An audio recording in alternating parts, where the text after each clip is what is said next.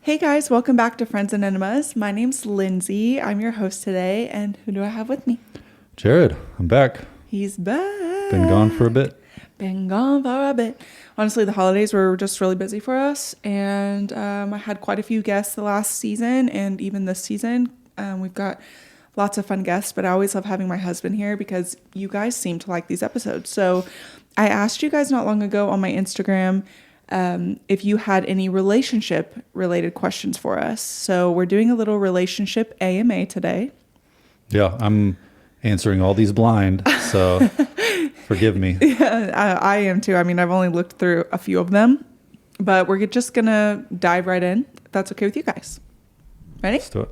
The first question, because I think a lot of people are coming in, maybe haven't gone through season 1 or season 2, because I feel like we've explained this one a few times, but I know that there's new people. How did we meet? I say that we just rapid fire through it. We don't got to linger. Yeah. It was during college.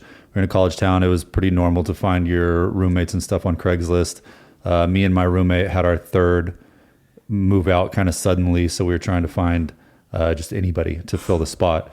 And I think you had a similar situation where your people weren't able to live in the spot that you thought, and so you were looking around. I need to add something to this. What? Because Jolene, my best friend, reminded me, and I really did forget this key piece of information. Mm-hmm. So whenever I was moving in with you guys, right before I was supposed to move in with my best friends at the time, or my best friend Jolene and another roommate at the time, and during that time, like briefly, I thought I was going to move to Dallas for modeling. Oh. And I totally forgot this piece of the puzzle because it was such like a dropped, I'm going to move to Dallas for modeling. And then I was like, actually, I'm not moving to Dallas for modeling. And by the time I came back, A, the house was too expensive for me. And B, they already needed to fill the place. So, because she reminded me of that recently. And I was like, I forgot that little piece of information, but regardless. Yeah, because she moved to those like newer apartments up north of town. They were just, I was a little broke girl. I couldn't afford it. So I was like, damn it. So anyway, that's a little key piece of information. I was also looking for a roommate at this time now because can't move in with them. And I was thinking to myself, it'd be one semester. I can move in with whoever. It doesn't really matter.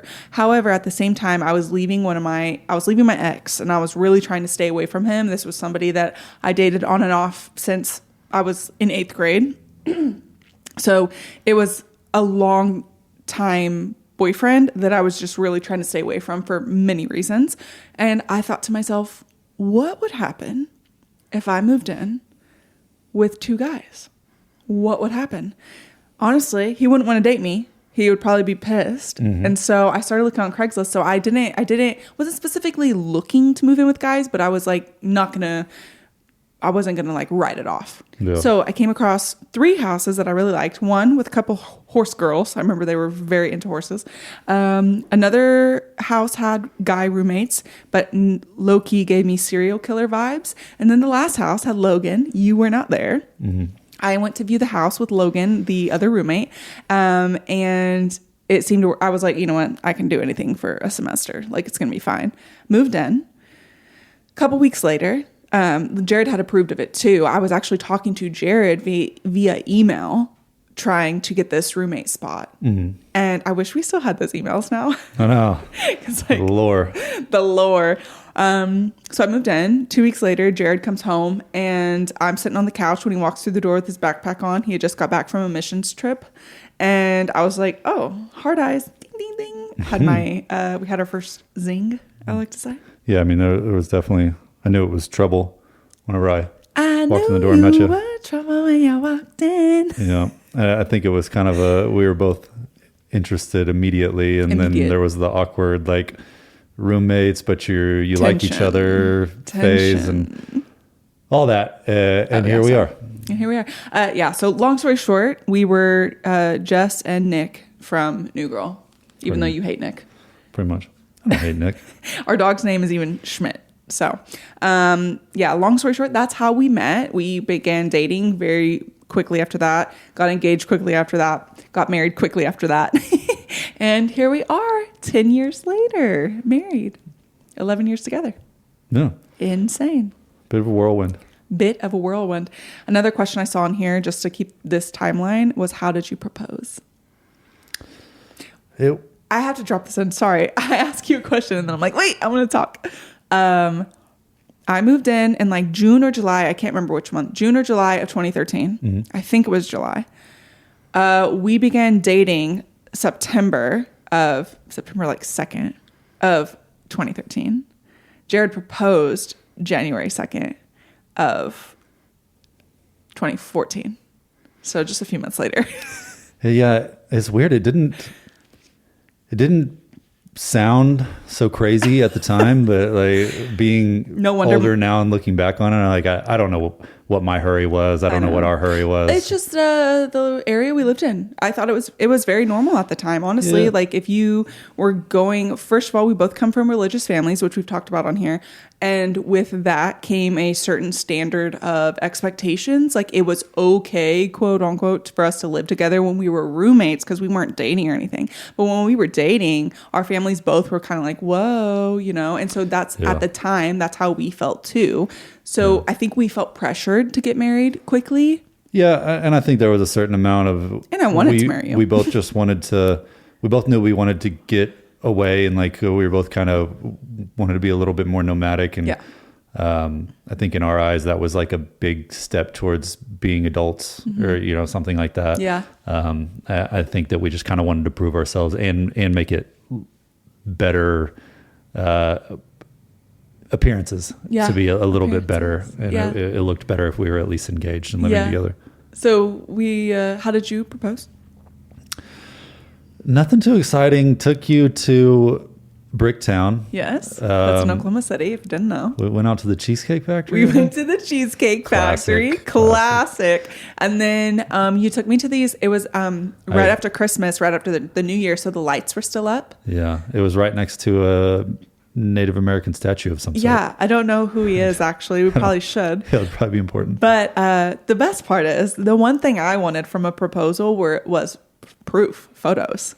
And his sister is a photographer, and she was hiding behind the bridge. There was like a bridge over there. She was hiding behind it, taking pictures, because after he proposed, I was so ecstatic, but I was like, damn, I really wanted pictures. And then I look over and his sister's running up to us, like to congratulate us. So that was like my favorite moment of it. Yeah. But also it just shows like how young we were. Oh yeah. Yeah. I mean, absolutely. Just babies. I see why, I get why a lot of people wait, just because you're more you have a better foundation. Yeah.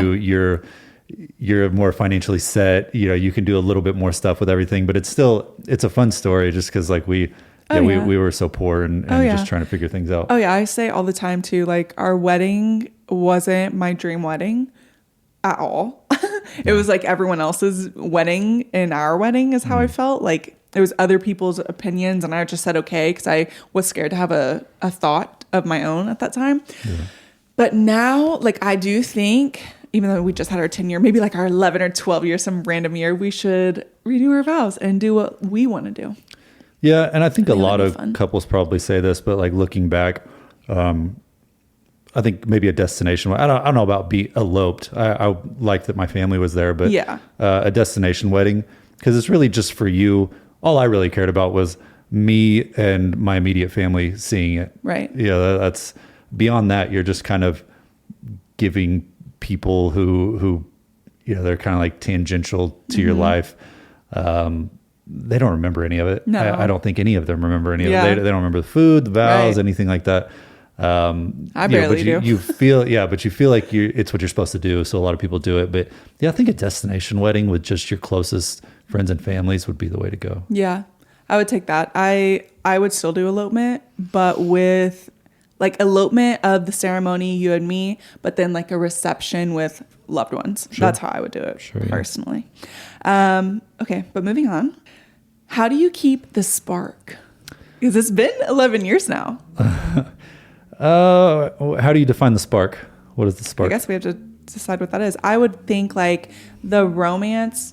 P.S. I'm so sorry if you guys hear cars in the background. It's so difficult to find a like studio of any kind that is soundproof here that I'm anyway, we're in our apartment, so you can probably hear car noise, and I'm very sorry. Every fifth person has a Lamborghini that's so super annoying, loud. or a motorcycle. How do you keep the spark? I would think like, the love, the butterflies, or like the attraction, the romance, how are we still into each other 11 years later? I mean, I think we both pursue each other. We both continuously improve ourselves, and I think both of us make real efforts to continue being impressive to each other. And like, I guess, trying to make each other proud. And I think that's a big part of it, just showing that you're not just putting forth minimal effort to sustain a relationship. You're really, both of us value and find attraction in self-improvement, improvement of your situation. Both of us are attempting audacious things. And so I think that's something that both of us find attractive. And then, like I said, pursuing each other, we still go on dates, very often. We still do little surprises for each other. We build each other up. There's a lot of little things that kind of keep the spark alive. But I think one of the biggest ones for us is both of us are striving for more. And I know we both highly value that. Yeah, I agree with that. I think that we don't forget the little things with each other.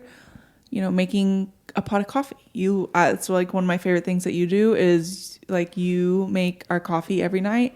And I know it might seem like a chore sometimes, but to me, I'm like, it's like little acts of love or kindness to each other. I think something else that we do is we are very honest with each other in a friendship manner. Like, I'm honest with you like I am with my best girlfriends, because that's how I value us, is at the base of our relationship, it's friendship. And I think that if you're not friends with your spouse, it's going to be really hard to keep the spark. But on the flip side of that, if you're just friends with your spouse, it could turn into roommate feelings. Yeah. And that brings me to the next question, which is, have we ever had a roommate like a time where we felt like we were living like roommates versus like spouses? And it's true. And the answer is yes, we have. Yeah, sure. I want to say it was like, I don't remember the exact year, but like year 3 or 4 of marriage. I think we were both in nursing school. So I think that was part of it. I just remember us feeling like we just passed each other by, like every other day. Like it didn't feel like there was a connection. Yeah. I think both of us were struggling with, the distant horizon of our lives. Like, we were about to settle into our careers. We were in the house that we were ostensibly going to be in for, the next whatever decade or more. We had all of our debt, and it was stepped out, and we knew exactly how much we could put towards it each month. And so I think there was a lot of that type of stuff where, we saw the next 30 years of our lives, and neither one of us wanted to say it, but we weren't just super excited about it. Excited about each other. I mean, we were still had a good relationship at the time, but I think that there was a little bit of, like quiet desperation setting in about the life that was laid out before us. And so I think that was a big part of it. And I think that's what drove us to travel nursing and a lot of the things we did after that. Yeah. Yeah. I definitely think, if you are going through something like that, where you feel like you're living like roommates versus lovers, I think honestly, sitting down with your partner is the best thing to do, because I think that's what we did. Like, I think maybe, I don't remember the exact specifics of it, but we talked about it. And that's, again, like one of the foundations of our relationship is communication. And I find it to be really important to communicate with your spouse. If you feel like your roommates, talk to them about it. Yeah. And they should be able to calmly and kindly listen to you and, have a conversation about it. I think that if you're not able to talk to them about it, that's a red flag. Yeah. I mean, I think, and I imagine there'll be a question about this later, but I think how you handle, I know that's not directly conflict, but it's kind of in that realm. How you handle conflict, and especially how you fight, says more about your relationship than almost anything else. Oh yeah. Because it's how you behave at your worst. Of course, it's easy to be in a relationship when you're both happy. Yeah. That's the easy mode. It's when you're upset, when you're at your shittiest and smallest. How do you treat each other? And I mean, you're right, because the next question I was going to ask is, what helped you get through hard times, or what made you grow and stay together? And I feel like you have now. First of all, when we first got together, we fought much different than now. And by we, I mean me. I think you still fight like when we first got together. I mean, but in a better way. I was very much like a temper tantrum type person. That's the best way to put it. Like I would throw things, not at him, but towards him. I was like, that's what I was raised in, was a bunch of chaos. And so that's what I reciprocated as an adult in a relationship, is I would throw things or scream or get very loud, which I feel like a lot of people expect that to be the man that's doing that, but it was me. And I had my own, like, I think I've always been like just clever enough or just quick on my feet enough to be a little dickhead sometimes. And mine's not more physical. It's more like making little comments that are not at all necessary. And then you get more frustrated. And so I've definitely learned to like tone down the way I say things. I think so too. But when we first got together, I would say you were more silent treatment, and I was more yip. Like, we got to talk about it right freaking now. Yeah. But we've grown. They're asking like, how did we grow and stay together? Because like I was 21 when we started dating.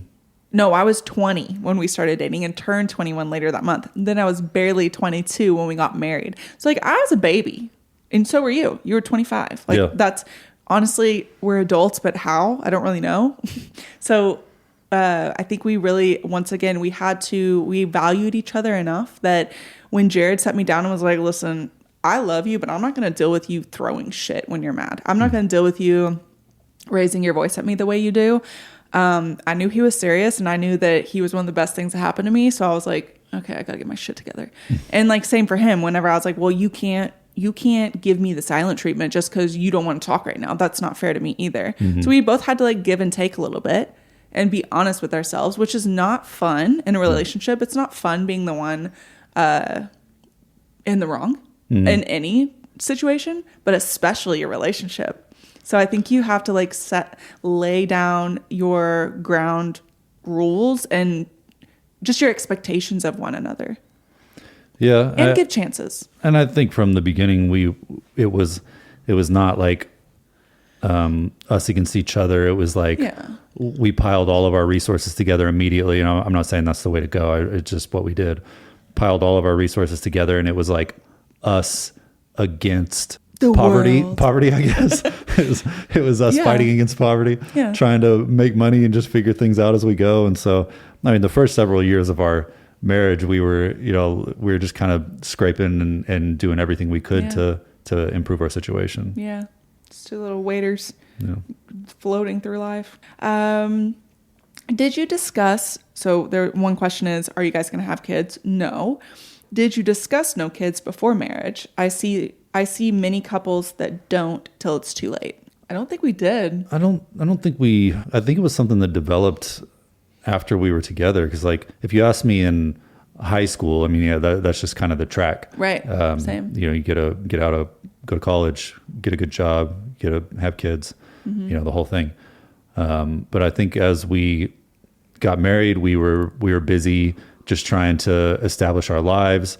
And then we got a little bit more established, and then we had a little bit more money, and we went and did some of the travel things we wanted to do. And, you know, as we kind of went down that path, we would revisit the kids question. And I think for a while it was like, you know, let's get to this milestone and then we'll talk about it. And then we get to that milestone. It's like, well, let's get financially secure and then we'll talk about it. And then I think there came a point where we were just both like, is this something you want? Like, do you want to be a parent? And I don't think either, you know, both of us were kind of like, nah, I don't, you know, that doesn't really sound fun to me. Right. And ours was one of those situations where neither one of us wanted kids when it came down to it. And I don't think that's how it always goes. But, so we were kind of fortunate. There was no real conflict there. Yeah. I was going to say, like, if that's you in your relationship, you definitely should talk about it before marriage. However, I think people grow, they turn into different versions of themselves throughout marriage. So if your mind has changed, talk to your partner. Yeah. Because we'll still revisit it every year or so. I'm like, do you want to be a dad? You want to be he'll ask, do you want to be a mom? I'm like, oh God, no. It's just really is not in my DNA for some reason, but we like to check in with each other. Has this changed for you? Because it's such a big question. It's such a huge part of your life if you choose to or not to. Yeah. So we like to make sure that we're both still on the same page. You should definitely do it before marriage, but it's okay if your mind has changed after marriage. Yeah, and I think that's one thing that everybody says, like, you know, have the talk. That should be one of the first talks when you're dating. Do you want kids? Yeah. And I get that. Yeah, it's good to see if you're on the same page early on. But yeah, you could say, I don't want kids, and then 6 years down the road, you know, your life circumstances and you as a person change enough to where you do want a kid. Right. And I think that, like, if I think back 10 years, whenever we first got married, I could not be a more different person. Yeah. And I think that's why you have to check in with each other and don't assume that you know your partner just because you know who you married. You know, that's why you have to continuously learn about them, check back in, see who they are, you know, every year, every 2 years, because they're going to be different people and they're going to want different things. And I think it's important to keep a running log of that. But I know that's a tough situation if, like, one person doesn't want kids and they still don't want kids and the other one happens to change their mind. That's something that you got to work through. And we've been fortunate that we've been aligned the entire time. Yeah. But yeah, I think just keeping up with who they are is extremely important. That's something that we've done a good job with. We even have like a yearly check-in that we revisit our values and how our values change that year. Values that we would like to have or behaviors that we would like to have in the coming year. Yeah. And I think that's super valuable. But last thing I wanted to add on the no kids thing is they're asking, like, why do you not want kids? Doesn't sound fun. It doesn't sound very fun. I'll be quite honest. Like, when I sit down and think about me being responsible for another human being, absolutely fucking not. I am in my selfish era and I'm totally okay with that. I don't give a fuck. I don't want children. Yeah. I don't want to be responsible for another life beyond my dogs, beyond my animals. I don't want to experience pregnancy. I don't want to experience labor. I have no want. And that doesn't make me any less of a woman. I like the thought of being an independent woman, independent besides you, of course. But like, I like that I've turned into this woman that doesn't need to follow gender norms and doesn't need to follow societal expectations. I don't want to be a mom. And even when I look back to being a kid, I didn't want kids. I was not the kid playing with a baby. I was playing with animals. My stuff was animals a lot of the time. Yeah. I was never playing with a baby. Even my friends growing up, they'd be like, I can't wait to grow up and be a mom. I would kind of be like, yeah, me too. But like, I never really felt that. Yeah. That like want. And some people feel that and you should pursue it. Yeah. I don't think I ever felt it. I think that I like said and wrote down that I wanted kids just because it's like, that's all I knew. Yeah. You know, I came from a big family and that's just kind of the thing. But I don't think there was ever like I want. And then they, you know, as you're growing up, it's like common wisdom that, you know, the guy, you know, you don't ever feel like a dad until the baby's there, you know, just hold out until the baby's there and then you'll feel like a father. Well, of course, you know, if the baby shows up, I'm not a psychopath. I'm going to be a good dad. I just like it's not something that appeals to me. Yeah. You can call it selfish or whatever, but I like, you know, yesterday I woke up early, went and worked out, played a round of golf, chilled, had a coffee, you know, just did whatever. And it's great. And you can work on personal endeavors, professional endeavors. There's just a lot of things that I want to see and do. Yeah. And for me personally, a child doesn't fit into that. Yep. That's exactly how I feel. Child of divorce here. How to not let familial past and trauma hurt the relationship? How to not let it influence their future relationships. That's a good question. Yeah, I don't. My parents are still together, have been the whole time. I don't know that I have just a ton of perspective on this. You want to? Yeah, which I think it is an interesting dynamic that your parents are still happily married together and mine are not. My mom's been divorced many times in her life, and I'm definitely a child of divorce, and I grew up in a blended family. And I have a lot of trauma with that, with growing up. How to not let it hurt your future relationship, though, you have to work on yourself. And that's taken me years, and I'm still working on myself. That this did not happen overnight. It won't happen overnight. But you also need to be with someone. Your partner should be someone that is rooting for you, is your support system, and is patient. Because again, it's not going to happen overnight. Depending on your trauma, it's not going to happen in a year. Like I said, I've been working on myself, I would say now for 4 years, going on 5. I like to think of it when I started therapy. But if it's when I started my mental health journey, it would be January of 2020 is when I started my mental health journey. And I would say like I'm so much different of a person now than I was then. Yeah. But it would have been so much more difficult if I had a spouse that wasn't rooting for me, a spouse that wasn't supportive, a spouse that didn't care. That would have been so much more difficult. And I think a lot of people deal with that. I know I have friends that deal with that, where their spouse just couldn't give a shit about them. And that's sad. I think we've seen a few, through the years, several relationships where it's both partners are kind of running their own separate races. And very much see it that way, and they're kind of focused on their thing and what they're doing. And I think there has to be a lot of like, we're doing this together. You have your separate lives, and we'll probably get into that later, that it's very important to have your separate lives, but you need to be united on the relationship itself and growing the relationship. And I think that's something where people, not purposefully, but you kind of, we're all naturally a little bit self-centered, and you get into your own stuff, and you're the main character in your own story, and you kind of get focused on that, and it's easy to drift apart. But if you don't want to go into your relationship with your baggage, I think it's kind of silly when people say like, don't bring your baggage with you.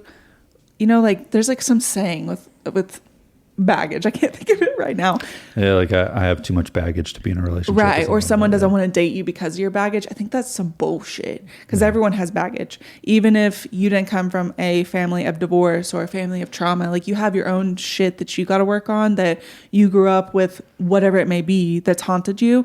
So I feel like that's not really a fair statement, but I feel like you have to work on you, whatever that may be. If you can't afford therapy, TikTok and YouTube is free, and there are tons of free resources of like therapeutic responses on TikTok, on YouTube. If you can afford therapy, please go to therapy. I think everyone can benefit from therapy, whether you've been through some trauma or not. Also, once again, being completely honest with your spouse. There are days where I don't like being completely honest, telling Jared how I feel, telling him that, oh, again, I feel really depressed today. Again, it's not a great feeling, but again, being honest with him is how he knows how to show up for me. Yeah, absolutely.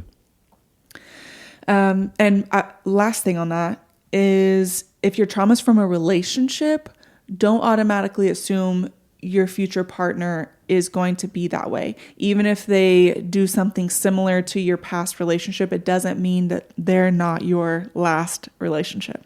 Yeah. You have to give them the benefit of the doubt. Now, I'm not saying ignore red flags. Do not ignore red flags. And you usually know what those are in your gut, in your soul. You can just feel it. Don't ignore stuff like that. But just because they're doing something that was similar to your ex doesn't mean that they're your ex. Yeah. If that makes sense. How do you and Jared handle other female coworkers being married? Us being married, how do we handle female coworkers? Is that what they're saying? Yeah, I believe so. Because probably they know we're both nurses, and it's a 90% female. Sure, but I don't know. That's you answer. just catch me outside. How about that? no, just be professional at work. Yeah.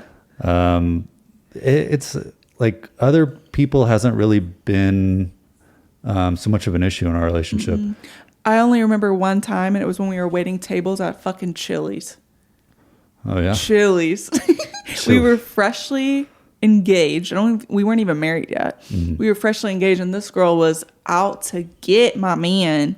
And I didn't say a word to her. I let her act out anything. She was telling me. She was telling me the new girl working at Chili's. She was telling me about how cute this boy was. Da, da, da. And I was like, who? And she pointed to you. And I was like, oh my God, tell me more. I was like, tell me everything. Yeah. And then when she was done, I was like, that's my fiance. And she was nice like, oh and awkward. my God. Yeah, but we've really never had an issue. But I think it's because neither of us give off. I'm here to flirt. We're at work to fucking work. Yeah, and I like there's just some like ground rules. Like I always find a way to mention you very early in any conversations. Yeah. I'm at work. You just be professional at work. It just hasn't really become an issue. Yeah, we haven't had any issues at work. Is the point? Yeah. I would say the other time is that one bitch that might be listening to this podcast right now. That one girl in Vegas where you had still mentioned me. You had still told her about me. I was on a flight to come meet him the next day. I was doing something else that particular day. But then she slid into his DMs regardless. Follows me, slid into his DMs and was like, I have COVID actually and kind of need a quarantine buddy. Bitch, fuck off. Oh my God. Yeah. He showed me it and I'm like, this girl she's on the prowl. Yeah, people are. Now that kind of shit's different. Like you already know, that's so crazy. Yeah, what you get crazy behavior. You get some wild stuff in your DMs. You're much more public figure. But we've never had any issues at work. But again, I think it's because we don't give off the like I'm here to date or like I'm single. I don't give off a single vibe. I feel like. Right. Yeah. How to proceed if your significant other and you have different love languages and you feel it hasn't or isn't improving. I have beef with the love languages in the first place. Tell us why though, because I think it's interesting. I think for not just men, I think in couples more often than not, it's not used as a tool to improve your relationship. It's used as a manipulation tactic to get the things that you ultimately want. I just don't like, come on, babe, you know my love language is physical touch and let's just do this tonight. And you know what I mean? It's just like... Because I think most men that take that test, what is their love language? Yeah, physical touch. And then if you want to turn it around, you know, somebody wants to go, one partner wants to go and do something, the other one's like, you know my love language is quality time. I can't believe you're doing this right now. And it's just like more often than not when you hear about love languages, they're using it to get something. True. Very true. Not as a, hey, you know, this is a characteristic that defines me. Yeah. And they use it as a way to love each other better. Mm-hmm. Yeah. I don't know. I think I live by the motto, if he wanted to, he would. If she wanted to, she would. If your partner wanted to, not seek you, if they wanted to pursue you? If your partner wanted to pursue you, they would. However, sometimes I do think we just get lost in our day-to-day lives. Mm-hmm. It depends on how long you've been together, et cetera. Do you guys have kids, et cetera? What's on your guys' minds? Is there a lot going on? Are both your plates overloaded with other things besides each other? Mm-hmm. That is understandable. Yeah. So once again, you have to sit your partner down and be serious with them and tell them, we can't read each other's minds. As much as I like to be a little bitch, sometimes I'm like, I know he knows what I want. Mm-hmm. No, he doesn't. He can't read my mind. I can't read his mind. You have to sit down and talk to your partner. If your needs are not being met, tell them what the needs are. Mm-hmm. Sometimes we just don't realize it. It's not on purpose a lot of times. And sometimes it is. Sometimes it is. Like sometimes I think people don't pursue each other on purpose. They don't even like their partner. Why are they with them? Yeah. But most of the times, I feel like if you are not sitting down talking to them, that's on you. Yeah. Sit down and talk to them first. Yeah, and just say what you want from them. Like, hey, you know, it's really important to me, and I feel really special whenever we spend time, and whenever you take time out of your day to spend time with me directly. Like, I think that's just way easier and way quicker than the extra 5 steps of, well, this is, these are my love language. Hey, do you remember my love languages? Do you remember what they are? You remember? Like just say it. Just say what you want to say. No, on the flip side of this one says hasn't and isn't improving. If you've already spoken to your spouse about this, I would say 2 times. 2 times. Something's got to change. Do you need counseling? I would. In regards to 2 times about what? I would sit and talk to you twice about what I'm missing. Oh, if I was missing something from us, like words about, she said love language. So quality time. Let's play with that one. Mm-hmm. If I wanted you to spend more time with me one-on-one or really engage with me, or we sit down and you're on your phone and you pretend that's quality, like if there was an issue with the 2 times I've sat down to explain to you exactly what I need from you, I would then give you an ultimatum. I'm not going to be with anyone who doesn't want to be with me and respect me and pursue me. Just like you shouldn't be with someone who's not pursuing you. Mm-hmm. I would be like, hey, so I've talked to you about this twice. What's going on? Is it me? Do you not want to be with me? I need to know. Mm-hmm. And like, that's not going to be a fun conversation for most people, because I think sometimes you're going to get the heartbreak of, actually, I'm not in it. I'm not here anymore. I don't want to be here. That fucking sucks. But I don't know. Something about me is, my self-worth is more than that. I need to know, do you want to be with me? Mm-hmm. What's the problem here? And okay, let's say you do want to be with me. How come you can't, we aren't on the same level still? How come you're not wanting to talk to me? How come you're not wanting to spend quality time with me? How come we can't be intimate in the bedroom? What's going on? Yeah. You lay it out for each other. Figure out what the disconnect is. Yeah. And on the flip side of that, I think another question in here is, do you guys have sex and how often? And like, I'm just jumping into this because we're talking about quality or physical touch. Yes, we have sex. I would say normally multiple times a week, except around my period. Well, there'll be, and I think it's that way with a lot of relationships. Like there'll be weeks that, it'll be 4 or 5 times, and then there'll be weeks that we go the entire week without it. Sometimes we just get busy, or somebody doesn't feel good, or like we're not sleeping well that week, and we end up falling asleep way earlier than usual. Periods, right. There's so it'll be like, I don't know, it just kind of happens with it. Like if you need to average, I don't know, two times a week. Yeah, I would say multiple times a week. Sometimes more, sometimes less. On a good week. Yeah. But it doesn't mean it's like that every week, like you said. And also, every relationship is different. Some people don't like being touched, is what I've learned. And like, we're going to have a whole separate episode on this because I think it's really interesting, and people need to hear that they're not alone with like the way their sex life is. But with us, it's typically a couple times a week, been around that. But like you said, like we can just have off weeks too. Yeah, I mean we're both busy people. Sometimes we're both like busy people. Your brain is just worn out. Like you just extra busy week at work, and you're just like overloaded. Yeah, that can happen sometimes. Not to mention some people have children. I can't imagine adding that into our lives and then trying to have sex without them knowing, or I don't know if they care. I don't know, but. Right. I think, once again, you just really need to be honest with your partner about what you're needing. Mm-hmm. However, if you are the one who needs the physical touch, you can't just be like, why don't they want to have sex with me? Wah, wah, wah, wah. What could you do to lighten the load of your partner's dish? I don't know what I'm trying to say. Like the expectation. Well, I get what you're saying. You're saying like you like... turned your back to him, and you like wiggled your butt whenever you turned around, and the next morning you're like, I gave you a sign.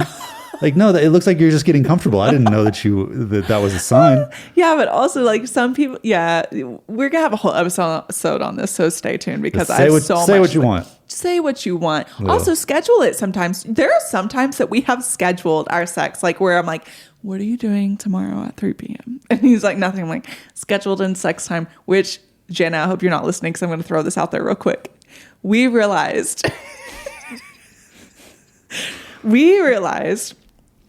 so every now and then we'll be funny with each other and schedule a sexy time together. And literally we'll go at, okay, it says 3 p.m. Get up, stop work. We're going to shower. We're getting things on in the bedroom. We'll do that, right? Randomly one day he gets a text from his mom and she's like, hey, I keep getting notifications about like your appointments, like doctor appointment or like dentist appointment. No, what had happened, I put her as our family so that she could have YouTube Premium because I have the family plan and I have names I haven't used. And I guess to Google that throws you into the calendar and everything. So and we didn't know. Yeah, so we would use like some choice words whenever we schedule our relations. And yeah, and then I get the text from my mom that she's like, hey, I saw something for your appointment. And I wonder if this was like her soft launching that she can see all this. 100%. That was her telling us. Yeah. So, Mom, sorry if you saw that. Sorry about that, Jana. It was an accident, I swear. But I was like dying once I saw that. I was like, no. Yeah. Anyway, future episode on sex. Stay tuned. Jana, don't stay tuned. If you redid your vows today with a big budget, what would your wedding vibes be?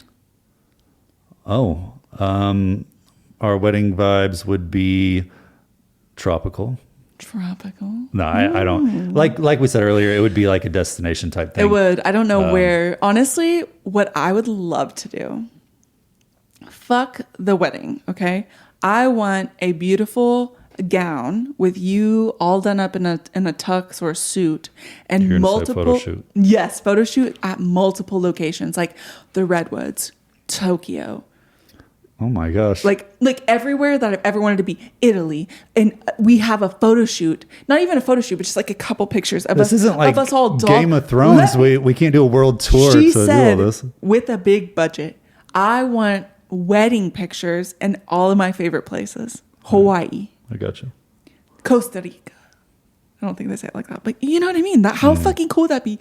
Oh, is this your wedding? Not a big deal or anything. No flex, but all of this are different wedding gowns in different locations. I just think that'd be so fucking cool. Skip the wedding. How many? Oh, I see. I read 2 of them. Sometimes I do think I might be dyslexic. How many loves did you have before your hubby and vice versa? This is where it gets weird to me because we've talked about this before. Like love as a younger adult / minor is different than the love I have for you. Yeah, I think that like looking back after 10 years of depth and shared experience, of course, you know, who I dated in high school and in college looks nothing like that. I wouldn't even call it love. I mean, I think it was more like... It's like puppy love. Yeah. Infatuation or even like convenience. They're kind of doing the same things in life that you're doing. That's such a word. Damn, convenience is crazy. It was for both of us. No, I get what you mean. Yeah, she dumped me, so it's... it was... Still upset about it. No, I'm just kidding. Yeah. I totally get what you're saying. It's like whenever you're looking back on it and we have 10 years of relationship under our belt and the like depth of trust and shared experience and how we know each other now. It would be real hard to say that I've had actual love. How many would you think that even with that? 0. 0? Yeah. But you thought you loved them. Sure. Okay, well, I'm getting to the point because her next part is, have you heard of the 3 love theory? Which I haven't. But I would say I had 2 before you, so you'd be my 3rd. But again, those loves are like young puppy love. It wasn't the same. And we wouldn't have worked out. Let me preface with that. Had we stayed together, we wouldn't have worked out. Yeah, I mean, if you're talking about like people I was in a relationship with and we said, I love you. That you thought at the time you were in love with them. Sure, yeah. How many? 3 before you. 4. Fuck them. No, I'm just kidding. I'm just kidding. Well, he doesn't fit the theory, girl. I don't even know what the theory is. So how did you know you were ready for marriage and that he's the one? Well, we already talked a bit about our marriage. But I will say, or like how we got married early on, I will say, I don't know how to explain this. And a lot of people I talk to are the same way. When we met, I knew in my soul I was going to marry him. And I'm not just saying that. I called my mom and told her, I met you and I was going to marry you. And she was like, whoa, slow down. What are you talking about? But I was serious. I was like, I think I'm going to marry him. Yeah. We had not spoken about dating. We had not kissed yet. There was something about when I met Jared, and I call it our zing from Hotel Transylvania. But that is how I felt when we met. Hard eyes. And like, I was like, whoa, who's this? Not to mention, you ended up checking off the boxes I had in my head. You ticked my boxes. Because after my previous relationship before Jared, it was very toxic all around. And I remember I had told myself, I had wrote down things I was looking for in a future husband and a future spouse. And these are going to sound silly to some people, but this just shows you what my last relationship was. Kind to animals. I wanted someone who loved animals as much as I did. Animals are a huge part of my life. So I wanted someone who was kind to animals. I wanted someone who respected me. And someone asked me, isn't this stuff the bare minimum? To some, maybe so. But me at the time, a 20-year-old girl, I wanted someone to fucking respect me for who I was. I wanted someone who pursued me and only me. And I can't remember what some of the other checks were, but Jared just continued to tick off those boxes. And I was like, okay, someone who's ambitious, you know, all these things. But I beat Pokemon Blue 35 times. Was that on there? It wasn't, but it should have been. I wanted someone who could pay their rent by playing World of Warcraft. It's Diablo. Fuck. Diablo. Yeah. That did. I wanted a hustler, baby. Yeah. No, but you have to know what you want in your relationship, in my opinion. Like to not like settle in it and whatnot. Mm-hmm. What about you? How'd you know I was the one? The fuck? I knew pretty early on after meeting you that something was different. So not the day though. I think. I'm just kidding. I think guys I just work different. I think you're so especially when you're that age, you're like so against settling down and like, oh, I'm not going to settle down. True, I got so much more to do. Blah blah. At the time, and but I remember thinking very early on that this was something different. Like I remember us meeting very vividly, and I don't really remember that with anybody ever, or names or anything like that. Damn. So, I know. It's like in one ear and out the other. That's crazy. But yeah, I knew pretty early on. I don't know that it was the same path as yours, but yeah. This one's kind of random. Shows you watch together. So if you don't follow me on Instagram, you should. I have a TV Rex / movie Rex highlight, and I've been posting on there pretty frequently recently. A show we're watching right now is The Silo. It's great. It's on Apple TV. It's so fucking good. Apparently, it's a book series, so I need to get those ASAP. But The Silo is really good. It's like post-apocalyptic. Is it apocalyptic? Is that the right word? Futuristic. This community lives in a silo, and they're not allowed to go outside. They don't know what happened before the silo. It's just really fucking good. Yeah. From also kind of post-apocalyptic in a sense. Mm-hmm. That's on MGM or something. I don't know what it's on. So. It was on Amazon at one point. But I have a whole I have a whole list of recommendations on my Instagram. How do y'all balance your individual me time? I think that was something that was important early on and was kind of a point of contention a little bit early in our relationship. I've always been like fairly independent. I don't like prefer it, but I don't mind being alone. Sure. There's days that I like being alone. And so I think that throughout our relationship, we've made efforts to carve out individual time. I think that's something that you've been working on more and more. Absolutely. When we first got together, post-therapy me now knows I have abandonment issues. So I was very like, I don't like the word clingy because it sounds like I was annoying. I didn't understand me time. For me or you, I didn't understand why would someone want to be by themselves? Why would someone not want to be with their partner 24/7? You know, these when you ask those questions, it sounds really stupid. But, deep down somewhere inside, I was scared to be alone. Sure. So I learned through therapy that I have abandonment issues or attachment issues.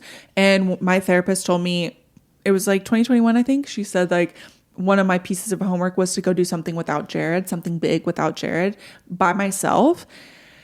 And this was pretty much by myself, but I ended up going on a backpacking trip with one of my old friends. It was just us two. We went and backpacked for 6 days through Mammoth, through Yosemite, 80 something miles.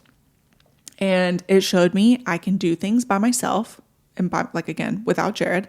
I can figure things out on my own. But I struggled with that, early on in our relationship. And in fact, I think I caused quite a few fights because of it. Cause I was like, wait, why do you not want to be with me all the time? Let me just strangle you over here. But yeah, I had to deal with that through therapy and I'm still working on it. But I think I'm way better now. Actually, now I love me time. I could unfortunately stay in the house for like 6 days without leaving. And that's kind of concerning on the other end. But my next piece of homework from therapy is to go do something for real by myself, like a trip by myself, not like across the world or anything, but do something by myself for at least 24 hours. Yeah. And I think us we have separate hobbies. We have separate professional lives. They overlap, obviously. Yeah. Jared likes to golf. But yeah, having our hobbies and things that we're working towards individually, and then we still come together for several things. Yeah. What is your secret to a lasting marriage? I've been with my husband for 3 years so far. That's a cute question. Yeah, I think we kind of touched on it earlier, but I really think communication, and it sounds so cliche, but it's so much deeper than just saying communicate with each other. Yeah. It's what we talked about earlier, like checking in with each other. You guys have been married for 3 years. There's a good chance that you're very different people than you were whenever you got married. Hopefully you're different people. Yeah, you should be. We're constantly evolving. We don't, if you're not moving, it kind of feels like you're dying. You want to continue to develop and become different. So always check in with each other, communicate your needs and wants from each other. All the love language stuff. Just tell them what you want. Communicate everywhere. Sex, communicate with sex. Mm-hmm. I promise it'll be way better. Mm-hmm. Say what you want. They're not going to figure it out. Try new things with each other as well. This isn't just with sex, but with sex too. Like try new things with each other. Not everything. And I understand some people have like trauma when it comes to sex. That is something you have to figure out with yourself, with your therapist, with your spouse, and be very open about it. But beyond that, you need to try new things with each other. Try new restaurants, try new hobbies. Jared tried golf, and he fell in love with it. I tried surfing when we were in California. I fell in love with it. Trying new things, I feel like keeps your relationship alive in forms of like, you have stuff to talk about when you come home. Like, oh my God, guess what? When I was out surfing, I saw a dolphin and like this stuff happened. When you were golfing, you hit a hole in one, or whatever. There's stuff to talk about with it. And there's also like struggles with new hobbies that you can talk with your spouse about. What do you think about this? I mean, I just feel like trying new things is really important in a relationship. Yeah, and I think fighting fair is a big one. That's another like kind of buzzword, but trying your hardest, and this is the hardest time to be level-headed whenever you're like elevated and you're angry at the person. But remember that there's no winner that comes out of it. It's both of you against the problem. It's not head to head and see who can push further. Yeah. You're both trying to solve an issue, and it's not about being right or winning the argument. It's about overcoming the obstacle, which is a third party thing that both of you are working towards. I'm seeing green flags all around you right now. Let's see. Would you ever give each other a free pass? No. What a weird concept. Honestly, I think a hall pass is so fucking lame. I think free passes are lame. And I don't care if people are like, oh, okay, guys, like whatever. I'm dead serious. I think, first of all, I am in a monogamous relationship. That is what I signed up for, was a monogamous relationship, one person. If you are poly, that's totally fine. That is not us. That's a completely different conversation. It is, but at the same time, it's not. Like, I signed up for monogamy. So if he were to come to me and be like, hey, this one time, can I have sex with Anna Kendrick? Like, it's always a celebrity. I don't know. I just threw her out because I was saw a movie with her. That wouldn't even be who you picked probably, but whoever. It doesn't matter. No, you can't. It's so funny to me that the guys even have hall passes for celebrities, as if you're ever going to have the chance to have a sex with this person. Yeah. It's so strange to me. It's a strange concept. And number two, it's disrespectful. Well, I mean, it's just like, it's so disrespectful to me. I think it's just funny because I see it the same as like somebody who says they're going to do something. They tell everybody, like starting a business. Yeah. If you say, hey, I'm starting a business, you tell all your friends, like, this is going to be my logo. These are going to be the colors of the business. I'm starting this business. It's going to be huge. you get a little bit, whatever, 10, 15% of the dopamine hit of actually doing the thing. And so it feels good to talk about doing the thing. Mm-hmm. And I think this is the same. A hall pass, you get some tiny percentage of the dopamine hit of novel sex. And I think that's why most people do it. It's super weird. Maybe approaching a little bit pathetic. I'm not a fan of it all. Like, if you're pursuing each other and you're in a really high quality relationship, it never crosses your mind. In a monogamous relationship, poly people, that's a different conversation. No, but yeah, it's just not my thing. I'm so glad it's not my husband's thing, because honestly, it seems to be more of a man thing. That I don't ever hear the woman first say, oh, I got a hall pass, even in just girl groups, even in just girl chats. I rarely hear my girlfriends be like, you know who my hall pass is? Like, it's a guy thing. It's locker room shit. And I think it's like, you're a little boy. You're a little boy. I just feel like I wouldn't deal with it. Yeah. And I realize it's not even real. Like, it's like a hall pass is typically somebody who they're never going to encounter. But it's just one of those things I'm like, yeah, no. And that's not to say like we obviously can understand that there is attraction with celebrities. Yeah, that's exactly what I was saying. Like that's not like head in the sand. No, we're the only two attractive people on the face of the earth. We understand there's attractive people out there, and I have no doubt there's people that Lindsay finds attractive.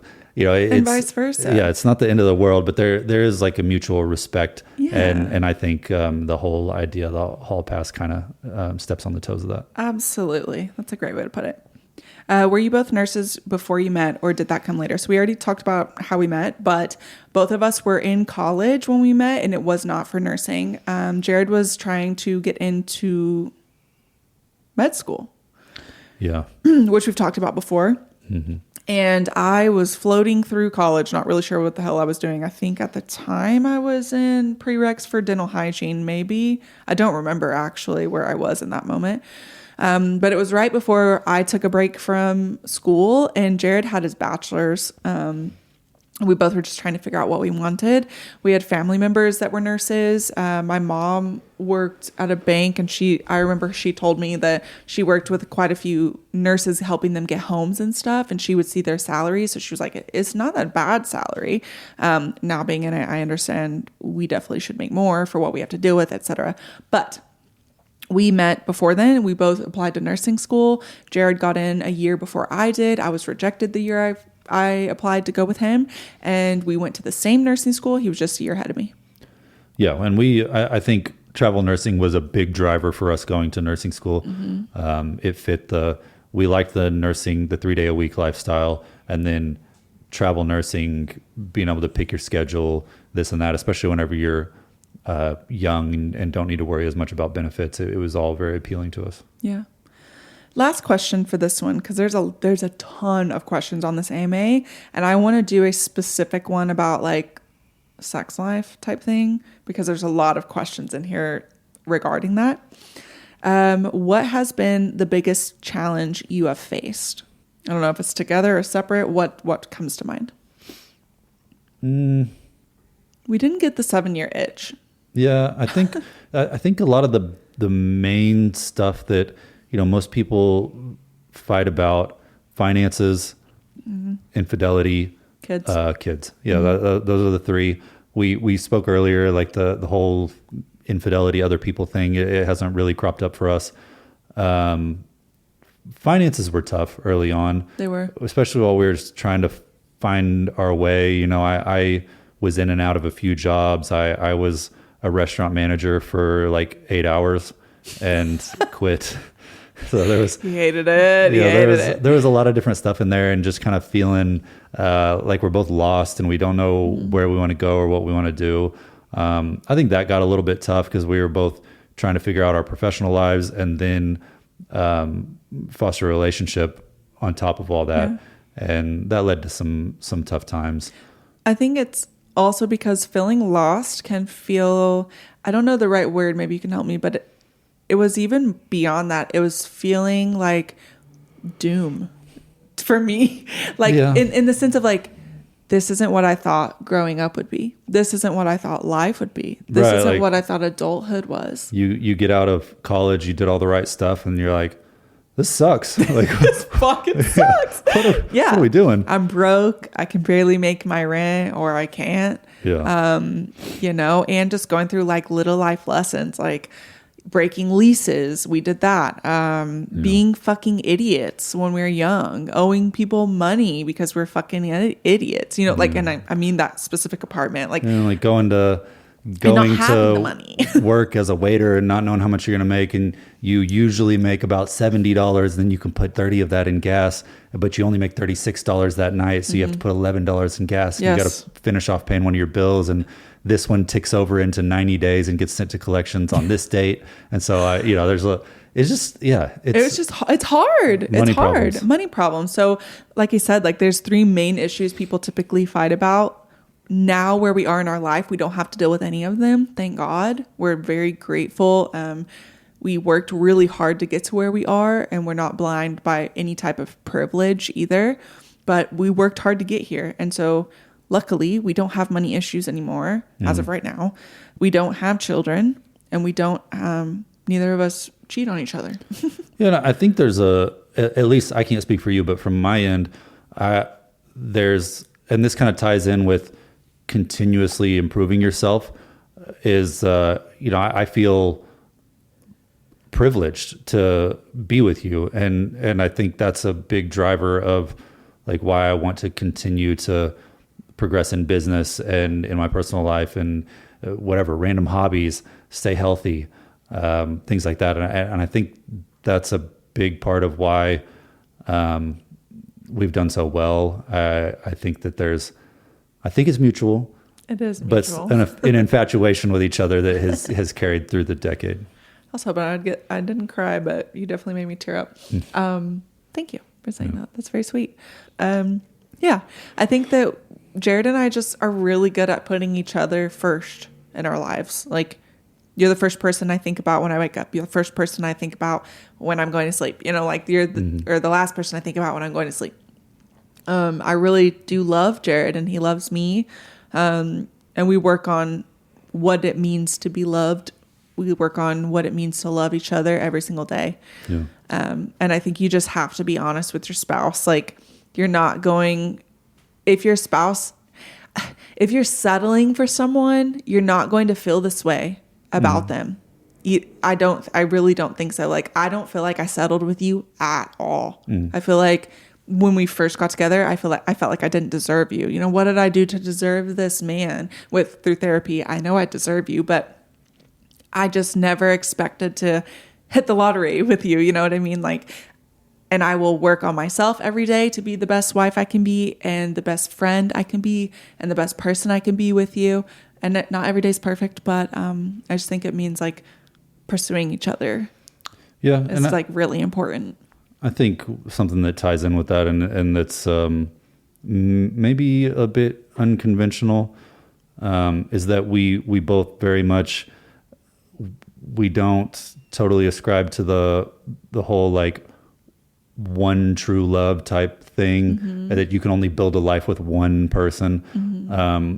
I think we both come into this relationship as whole people. Now, I'm not saying it was always like that. You don't have to be perfect to come into a relationship. Sure.